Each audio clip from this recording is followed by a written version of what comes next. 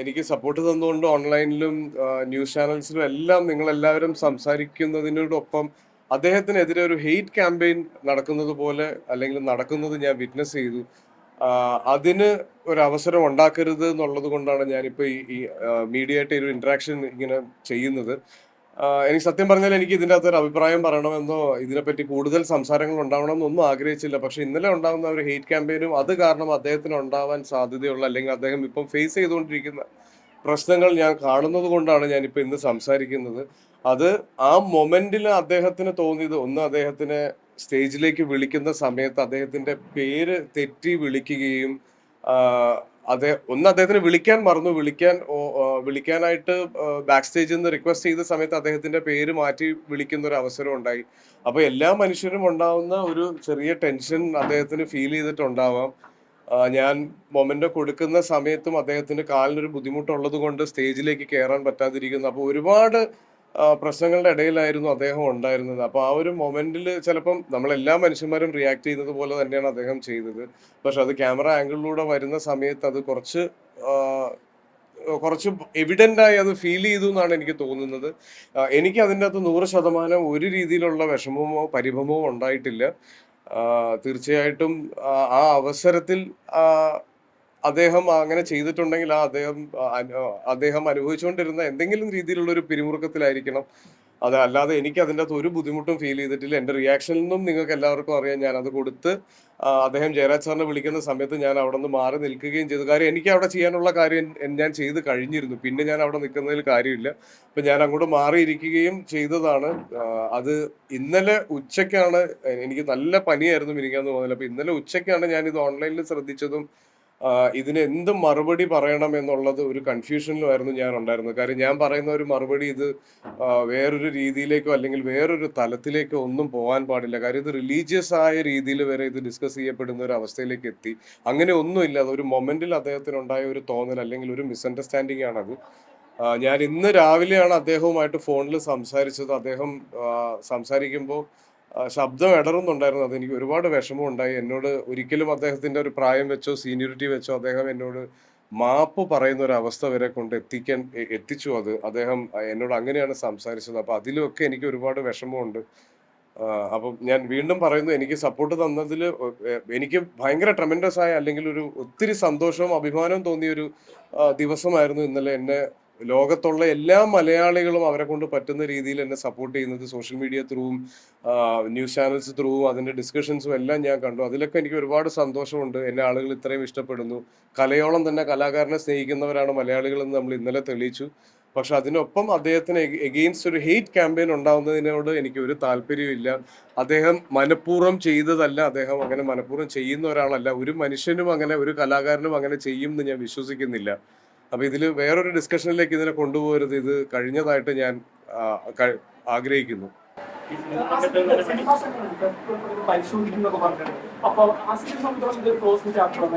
തീർച്ചയായിട്ടും ഞാനിതൊരു എൻ്റെ ഒരു ഓപ്പൺ ചാപ്റ്റർ പോലും അല്ല ഇത്. ഞാനിത് അന്ന് ആ ജയരാജ് സാറ് വന്ന് അദ്ദേഹത്തിന് മൊമെന്റം കൊടുക്കുന്ന സമയത്ത് തന്നെ എൻ്റെ റോൾ അവിടെ കഴിഞ്ഞതാണ്. ഞാൻ ഇതിനെപ്പറ്റി വേറെ ഒരു രീതിയിലൊരു ബോധറേഷൻ എനിക്ക് ഇന്നലെ ഉണ്ടാവുകയോ വേറൊരു സംസാരം ഉണ്ടാവുകയോ ഒന്നും ചെയ്തില്ല. ഇന്നലെ ഉച്ചയ്ക്ക് ഇതിനെപ്പറ്റി ഇത്രയും വലിയൊരു സംസാരത്തിലേക്ക് ഇത് പോയി എന്ന് ഞാൻ ഇന്നലെ ഉച്ചയ്ക്ക് അറിയുമ്പോഴാണ് ഇതിനൊരു മറുപടി പറയണമെന്നുണ്ടായിരുന്നു. പക്ഷെ ഞാൻ പറയുന്ന മറുപടി കാര്യം ഒരുപാട് പേർ എന്നെ സപ്പോർട്ട് ചെയ്ത് മുന്നോട്ട് വരുന്നുണ്ട്. അപ്പം അവർക്കും അദ്ദേഹത്തിനും വിഷമമാവാത്ത രീതിയിലായിരിക്കണം ഞാൻ ഇതിന്റെ ഒരു മറുപടി പറയേണ്ടതെന്ന് എനിക്ക് തോന്നി. അതാണ് ഞാൻ ഇത്രയും ലേറ്റ് ആയത്. ഇന്നിപ്പോ ഇവിടെ ആൽബർട്ട്സ് കോളേജിൽ ഒരു ഇവന്റ് ഉണ്ടായിരുന്നു. നേരത്തെ ഞാൻ കമ്മിറ്റ് ചെയ്തൊരു ഇവന്റ് ആണ്. അപ്പൊ എന്തായാലും നിങ്ങൾ എല്ലാവരും വരുന്നുണ്ടായിരുന്നു, എനിക്ക് അറിയാമായിരുന്നു. അപ്പൊ അതാണ് ഞാൻ ഇവിടെ ഇന്ന് ഈ ഒരു അവസരത്തിൽ പറയാമെന്ന് തീരുമാനിച്ചത്.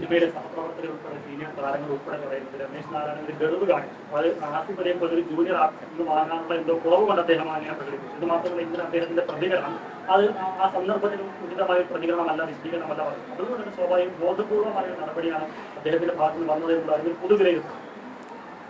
എതിരെ നിൽക്കുന്നവന്റെ മനസ്സൊന്ന് അറിയാൻ ശ്രമിച്ചാൽ തീരുന്ന പ്രശ്നങ്ങളല്ലേ ഉള്ളൂ. അത് കുഴപ്പമില്ല. അദ്ദേഹത്തിന് ആ മൊമെന്റിൽ ഉണ്ടായ എന്തോ ഒരു ടെൻഷൻ ആയിരിക്കണം. അത് എനിക്ക് ഹേർട്ട് ചെയ്തില്ലെന്ന് പറഞ്ഞാൽ ഞാൻ അദ്ദേഹത്തിന്റെ ആ മൊമെന്റോ കൊടുക്കാൻ എന്നെ വിളിച്ചു, ഞാൻ ആ മൊമെന്റോ കൊടുത്തു. പക്ഷെ അദ്ദേഹം ജയരാജ് സാറാണ് ആ സിനിമയുടെ സംവിധായകൻ. ജയരാജ് സാർ സ്റ്റേജിൽ കയറിയ സമയത്ത് കൂടെ കയറാൻ പറ്റാത്തതിന്റെ ഒരു വിഷമം ഉണ്ടായിരുന്നു.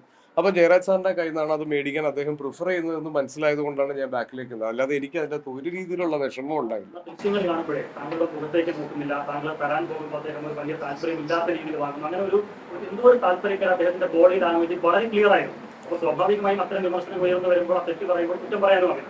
അപ്പൊ നിങ്ങൾ തമ്മിൽ നേരത്തെ ഏതെങ്കിലും തരത്തിലുള്ള പ്രശ്നമോ അങ്ങനെ? ഒരിക്കലും ഇല്ല. ഞാൻ അത് അറിയാലോ, MT സാറിന്റെ പിറന്നാൾ ആഘോഷവും ഞങ്ങളുടെ MT സാറിന്റെ സിനിമയുടെ ലോഞ്ചും എല്ലാമായിരുന്നു. അപ്പൊ അത്രയും വലിയൊരു സദസ്സിൽ അത്രയും വലിയ ആളുകളുടെ ഇടയിൽ ഇരിക്കുന്നതിന്റെ എല്ലാ ത്രില്ലിലുമാണ് ഞാൻ ഉണ്ടായിരുന്നത്. അപ്പം അദ്ദേഹത്തിനോട് എനിക്ക് അങ്ങനെ ഇതിനു മുന്നേ ഒരു ഒരു രീതിയിലുള്ള പ്രശ്നം ഉണ്ടായിട്ടില്ല. ഞങ്ങൾ തമ്മിൽ ഒരു ക്ലോസ് ഇന്ററാക്ഷൻ വരെ ഇതിനു മുന്നേ ഉണ്ടായിട്ടില്ല. മനസ്സിലൊരു വേദന തട്ടിയിട്ടില്ലെങ്കിലും അങ്ങ് എന്തുകൊണ്ടാണ് ഈ സപ്പോർട്ടേഴ്സിന് നന്ദി പറയുന്നത്? സപ്പോർട്ടർ ആവശ്യമില്ലല്ലോ, അപ്പൊ അങ്ങനെ നന്ദി പറയേണ്ട ആവശ്യമില്ല. ഒരു കലാകാരന് എല്ലാ സമയത്തും സപ്പോർട്ടേഴ്സിന് ആവശ്യമുണ്ട്. നമ്മൾ ആളുകൾ ഈ ഈ കാര്യത്തിലല്ല, എനിക്കൊരു പ്രശ്നം വന്നപ്പോൾ അല്ലെങ്കിൽ എനിക്ക് അഗെയിൻസ്റ്റ് ഒരാൾ സംസാരിച്ചു എന്ന് അവർക്ക് തോന്നിയപ്പോൾ അവരെന്റെ കൂടെ നിന്നു എന്ന് തിരിച്ചറിഞ്ഞതിലാണ് ഞാൻ ആ നന്ദി പറഞ്ഞത്. അല്ലാതെ ഒരിക്കലും ഞാൻ അദ്ദേഹത്തിന് അഗെയിൻസ്റ്റ് നിന്നതിന്റെ പേരിലോ അല്ലെങ്കിൽ അങ്ങനെയൊന്നും അല്ല. ഇത്ര ആളുകൾക്ക് എന്നെ ഇഷ്ടപ്പെടുന്നുണ്ട് അല്ലെങ്കിൽ ഇത്ര ആളുകൾ എന്നെ അറിയുന്നുണ്ട് എന്ന് പറയുന്നതിലാണ് എനിക്ക് ഏറ്റവും സന്തോഷം. അതിനാണ് ഞാൻ നന്ദി പറഞ്ഞത്.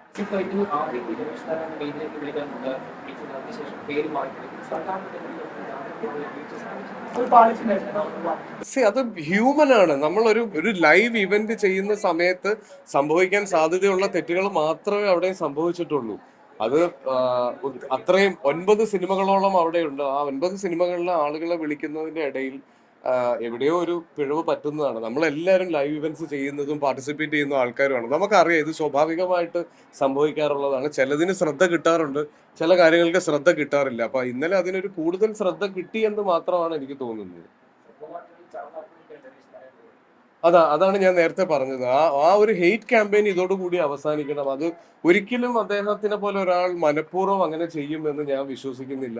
സത്യമായിട്ടും എനിക്ക് അങ്ങനെ ഒരു പ്രവർത്തനം എനിക്ക് അവിടെ ഒരു പ്രവൃത്തി അങ്ങനെ ഫീൽ ചെയ്യുകയോ അതിൽ നിന്നൊരു വിഷമം ഉണ്ടാവുകയോ ചെയ്തിട്ടില്ല.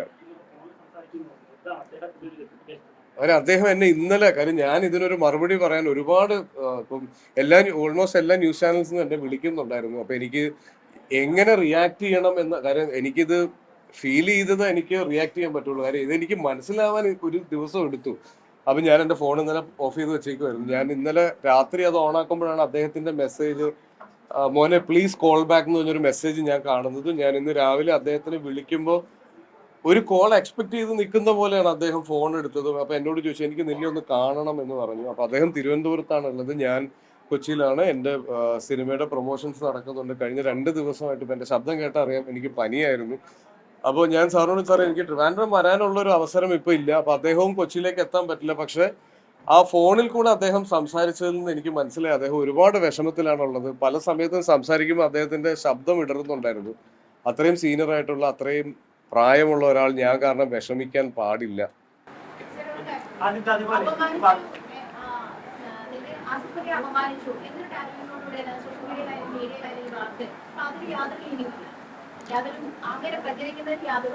ഇല്ല എന്നെ ഒരു രീതിയിൽ അദ്ദേഹം അപമാനിച്ചതായിട്ട് എനിക്ക് ഫീൽ ചെയ്തിട്ടില്ല. പക്ഷെ ഞാൻ അതിൽ കൂടുതൽ ഡിസർവ് ചെയ്യുന്നുണ്ടെന്ന് തോന്നിയ ആളുകൾക്കായിരിക്കാം അതെനിക്കൊരു അപമാനമായിട്ട് ഫീൽ ചെയ്തത്.